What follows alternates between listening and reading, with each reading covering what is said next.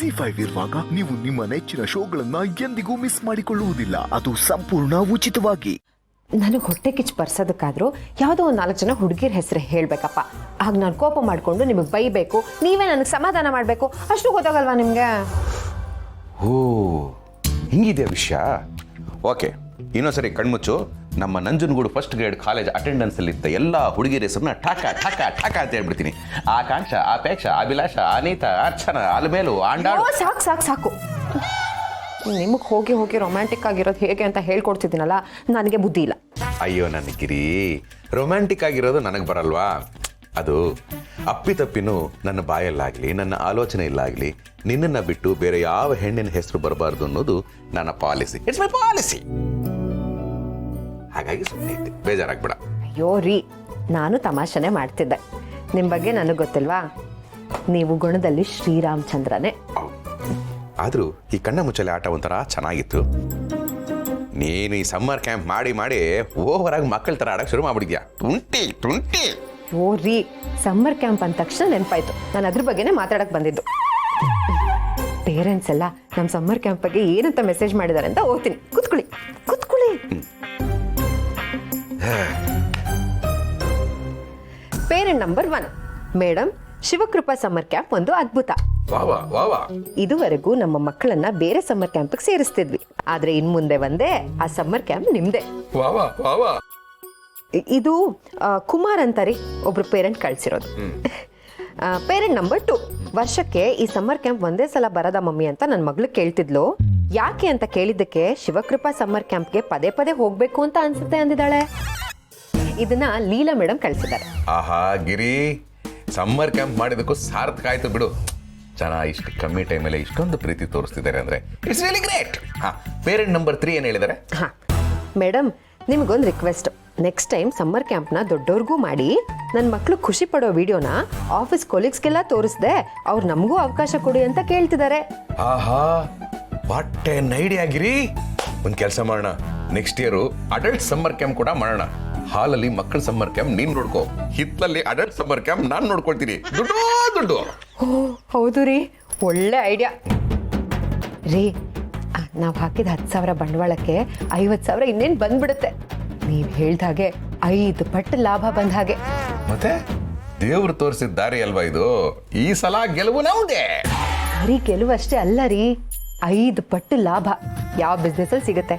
ಅಷ್ಟೇ ಅಲ್ಲ ಗಿರಿ, ಕೆಲವು ಬಿಸ್ನೆಸ್ ಅಲ್ಲಿ ಬರೀ ಲಾಭ ಮಾತ್ರ ಸಿಗುತ್ತೆ, ಪ್ರೀತಿ ಸಿಗಲ್ಲ. ಆದ್ರೆ ಇಲ್ಲಿ ಜನ ನಮಗೆ ಲಾಭನೂ ಕೊಡ್ತಾ ಇದ್ದಾರೆ, ಪ್ರೀತಿನೂ ಕೊಡ್ತಾ ಇದ್ದಾರೆ. ಆಹಾ ಆಹಾ, ಇದೇ ಖುಷಿಯಲ್ಲಿ ನೆಮ್ಮದಿಯಾಗಿ ಮಲಗೋಣ. ಸರಿ, ನಾಳೆ ಸಮ್ಮರ್ ಕ್ಯಾಂಪಲ್ಲಿ ಏನ್ ಕ್ಲಾಸು? ಮಕ್ಕಳು ಪೇರೆಂಟ್ಸು ಒಂದೇ ರಿಕ್ವೆಸ್ಟ್ ಮಾಡ್ಕೋತಾ ಇರೋದು, ನಮ್ಮ ಮಕ್ಕಳು ಮೊಬೈಲ್ನ ತುಂಬ ಯೂಸ್ ಮಾಡ್ತಿದ್ದಾರೆ, ಹೇಗಾದ್ರೂ ಮಾಡಿ ತಪ್ಪಿಸಿ ಅಂತ. ಅದಕ್ಕೆ ನಾನೊಂದು ಪ್ಲಾನ್ ಮಾಡಿದ್ದೀನಿ. ಆ ಪ್ಲಾನ್ ಪ್ರಕಾರ ಮಕ್ಕಳು ಮೊಬೈಲ್ ಯೂಸ್ ಮಾಡೋದನ್ನೇ ಬಿಟ್ಬಿಡ್ತಾರೆ. ಎಕ್ಸ್ಟ್ರಾರ್ಡನರಿ. What's plan? ಪ್ಲಾನ್ ಮಾಡಿಲ್ವಾ? ಮಾಡಿದ್ಯಾ? ಮತ್ತೆ ಹೇಳು. ಓ ಸೀಕ್ರೆಟಾ?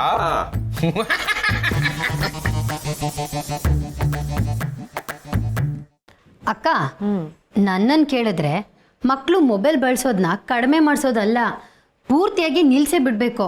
ಎಷ್ಟೋ ಜನ ಮಕ್ಕಳು ಮೊಬೈಲ್ನ ನೋಡಿ ನೋಡಿ ಸೋಡಾ ಬುಡ್ಡಿ ಆಗ್ಬಿಟ್ಟಿದ್ದಾರೆ. ನಾನು ಅದನ್ನೇ ಯೋಚನೆ ಮಾಡ್ತಿದ್ದೀನಿ ಕಣೆ. ಹೇಗೆ ಬಿಡಿಸ್ತೀಯಾ? ಈಗಿನ ಕಾಲದಲ್ಲಿ ಪೇರೆಂಟ್ಸೇ ಮಕ್ಕಳು ಬೇಗ ಊಟ ಮಾಡಲಿ, ಅಳೋದನ್ನ ನಿಲ್ಲಿಸ್ಲಿ, ಅವ್ರು ಫ್ರೀಯಾಗಿರ್ಬೇಕು ಅಂತ ಅವರೇ ಮೊಬೈಲ್ನ ಕೊಡ್ತಾರೆ. ಮಕ್ಕಳು ಅದನ್ನೇ ಅಭ್ಯಾಸ ಮಾಡಿಕೊಂಡು ಯೂಸ್ ಮಾಡ್ತಾರೆ, ಆಮೇಲೆ ಮೊಬೈಲ್ ಯೂಸ್ ಮಾಡ್ತಾರೆ ಅಂತ ಅವರಿಗೆ ಬೈತಾರೆ. ಆದರೆ ಗೌರಿ, ಮಕ್ಕಳು ಹುಟ್ತಾನೆ ಏನೂ ಕಲಿಯಲ್ಲ ಕಣೆ. ದೊಡ್ಡವ್ರನ್ನ ನೋಡ್ತಾ ನೋಡ್ತಾ ಕಲಿತಾರೆ. ದೊಡ್ಡವ್ರು ಮೊಬೈಲ್ ಮುಟ್ಟಿದ್ರೆ ಮಕ್ಕಳು ಮುಟ್ತಾರೆ, ದೊಡ್ಡವರ ಅಭ್ಯಾಸನ ಬಿಟ್ಬಿಟ್ರೆ ಮಕ್ಕಳು ಬಿಟ್ಬಿಡ್ತಾರೆ ಅಷ್ಟೇ. ನೀನು ಹೇಳೋದು ಕರೆಕ್ಟೇ. ಆದರೆ ಸಮ್ಮರ್ ಕ್ಯಾಂಪಿಗೆ ಬಂದಿರೋ ಮಕ್ಕಳಲ್ಲಿ ಆ ವಿಠಲ್ ಅವ್ರ ಮಗ ಇದ್ದಾನಲ್ಲ, ಅವ್ನು ಯಾವಾಗ ನೋಡಿದ್ರು ಮೊಬೈಲ್ ಇಟ್ಕೊಂಡೇ ಕೂತಿರ್ತಾನೆ. ಅದರಿಂದ ಬೇರೆ ಮಕ್ಕಳು ಮೊಬೈಲ್ಗೆ ಅಡಿಕ್ಟ್ ಆಗಿಬಿಟ್ಟಿದ್ದಾರೆ. ಅದಕ್ಕೂ ನನ್ನ ಹತ್ರ ಒಂದು ಪ್ಲಾನ್ ಇದೆ, ಅಲ್ಲಿ ನೋಡು. ಅದರಲ್ಲಿ ಕತೆ ಬುಕ್ಸ್ ಇವೆ. ಮಕ್ಕಳು ಇದನ್ನು ಓದೋದಕ್ಕೆ ಶುರು ಮಾಡಿದ್ರೆ ಮೊಬೈಲ್ ಬಗ್ಗೆ ಇಂಟ್ರೆಸ್ಟ್ ತಾನಾಗೆ ಕಡಿಮೆ ಆಗುತ್ತೆ. ಒಳ್ಳೆ ಐಡಿಯಾ. ಮಕ್ಕಳ ಬನ್ನಿ ಇಲ್ಲಿ.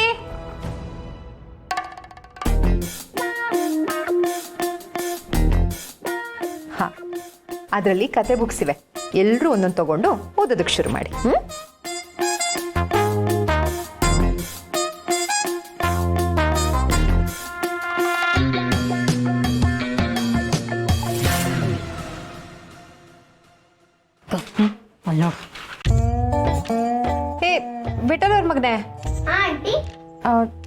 ಫ್ರೆಂಡ್ಸ್ ಎಲ್ಲ ಎಷ್ಟು ಚೆನ್ನಾಗಿ ಓದ್ತಾ ಇದ್ದಾರೆ ನೋಡು. ನೀನು ಒಂದು ಬುಕ್ ತಗೊಂಡು ಓದೋಕೆ ಶುರು ಮಾಡು.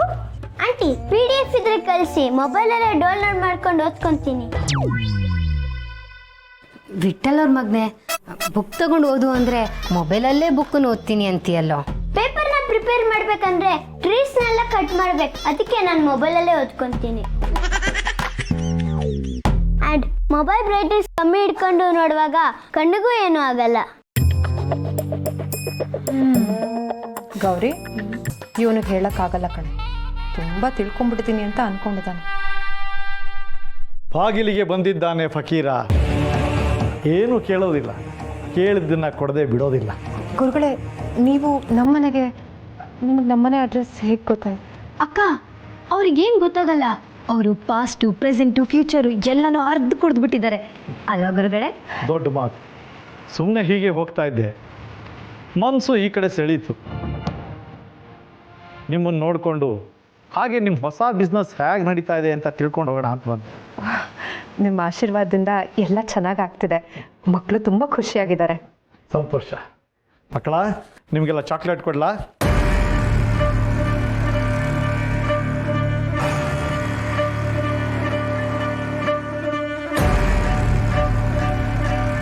ನಂಗೆ ಬೇಡ ಅಂಕಲ್.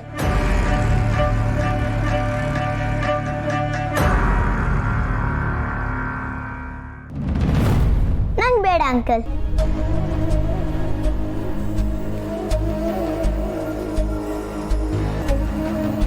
ಯಾಕಪ್ಪ? ನಮ್ಮಪ್ಪ 11% ಹತ್ರ ಏನು ಇಸ್ಕೊಂಡು ತಿನ್ನಬಾರ್ದು ಅಂತ ಹೇಳಿದ್ದಾರೆ.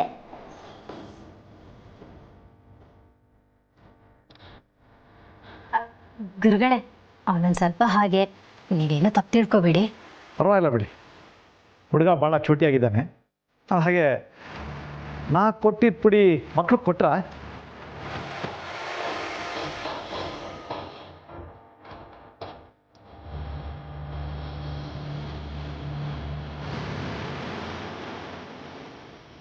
ಕೊಡಕ್ಕೆ ಅಂತ ಹೋದಾಗ ಮಿಸ್ ಆಗಿ ಎಲ್ಲ ಚೆಲ್ಲೋಯ್ತು.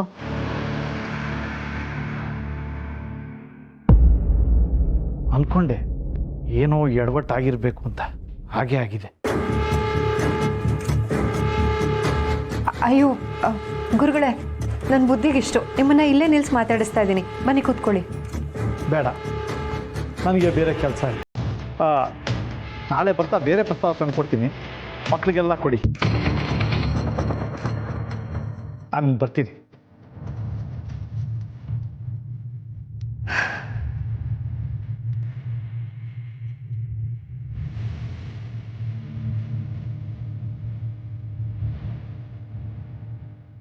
Z5 ಆಪ್ ಡೌನ್ಲೋಡ್ ಮಾಡಿ ಎಲ್ಲಾ ಸಂಚಿಕೆಗಳನ್ನು ಸಂಪೂರ್ಣ ಉಚಿತವಾಗಿ ನೋಡಿ.